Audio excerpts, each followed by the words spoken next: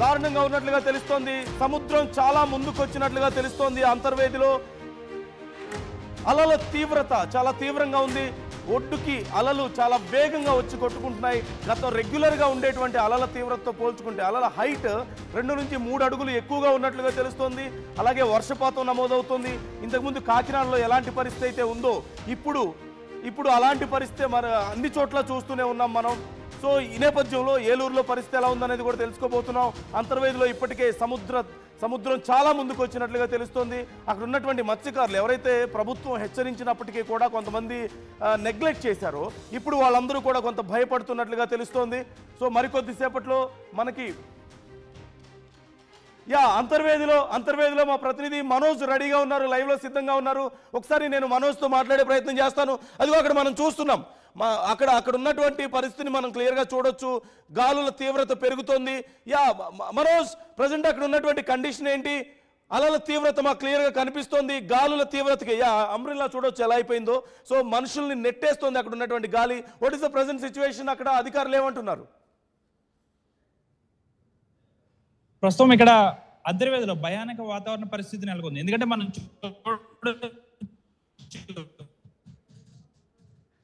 పరిస్థితి నెలకొంది. అంత పెద్ద స్థాయిలో ఇక్కడ భీకరమైన గాలులు అనేది వీస్తున్నాయని చెప్పొచ్చు. పెద్ద ఎత్తున సాధారణంగా అంతర్వేది సంబంధించి మనం ఏదైతే సముద్ర ప్రాంతం ఉందో సాధారణంగా ఇది చాలా వరకు కూడా దాదాపు ఇక్కడి నుంచి మనం ఉన్న ప్రాంతం నుంచి ఒక 40 నుంచి 50 మీటర్ల ముందు వెనక సముద్రం అనేది ఉంటుంది. కానీ ఈ మోంతా తుఫాన్ ప్రభావంతో పెద్ద ఎత్తున భీకరమైన అలలతో చాలా వరకు కూడా దాదాపు ఒక 100 మీటర్లకు పైగా సముద్రం అంతా కూడా ముందుకు వచ్చిన పరిస్థితి కూడా నెలకొందని చెప్పొచ్చు.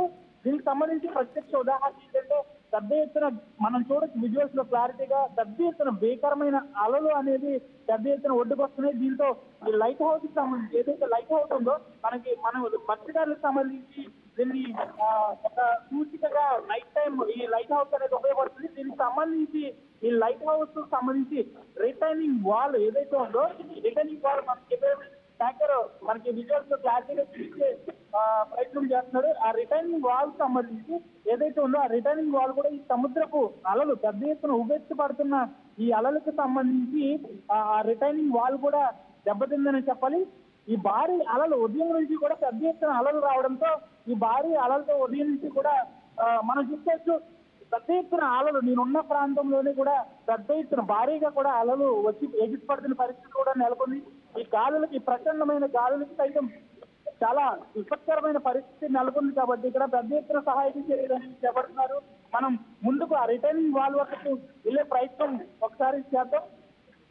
అక్కడ గోడ అనేది చాలా పటిష్టంగా కట్టారు. అయినప్పటికీ కూడా ఈ భీకర అలలకు సంబంధించి పెద్ద ఎత్తున భీకర అలలు రావడంతో ఒక్కసారిగా రిటైనింగ్ వాల్ అంతా కూడా చూడొచ్చు మొత్తం దెబ్బతిందని చెప్పాలి.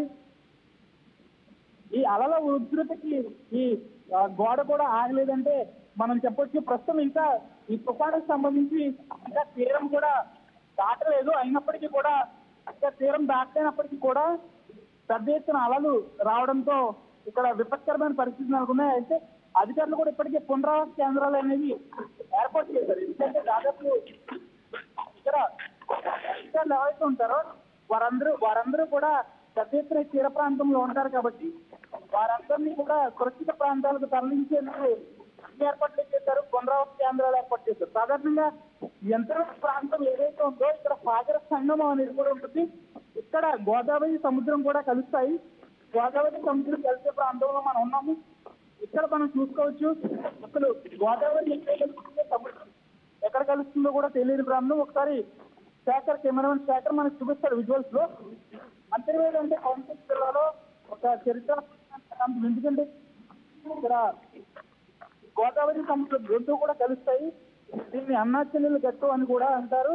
అయితే ఈ తుఫాను ప్రభావంతో అసలు గోదావరి సముద్రం ఎక్కడ కలుస్తున్నాయో కూడా తెలియని పరిస్థితి నెలకొంది. ఏదేమైనప్పుడు కూడా అంతర్వేది ప్రాంతంలో పెద్ద ఎత్తున సముద్రం 100 మీటర్లకు పైగా ముందుకు రావడంతో స్థానికులతో పాటు మత్స్యకారులు కూడా భయాందోళన చెందుతున్నారు. ఎందుకంటే సముద్రం ఇంకా ముందుకు వస్తే ఊరిని ముంచే ప్రమాదం ఉందన్నారు. ఇప్పటికే మనం విజువల్స్ లో ఇందాక మనం లైవ్ లో చూపించినట్టుగా రహదారిపై కూడా వర్షం నీరు చేరింది. నీరు కూడా భారీగా చేరుతుంది. క్షణం కూడా వాతావరణం మారిపోతుంది. ఒక పక్క భారీ వర్షం, ఒక పక్క తీసుకుని అలా దీంతో చుట్టుపక్కల గ్రామాల వరకు కూడా భయాందోళన చెందుతున్న పరిస్థితి కూడా నెలకొంది.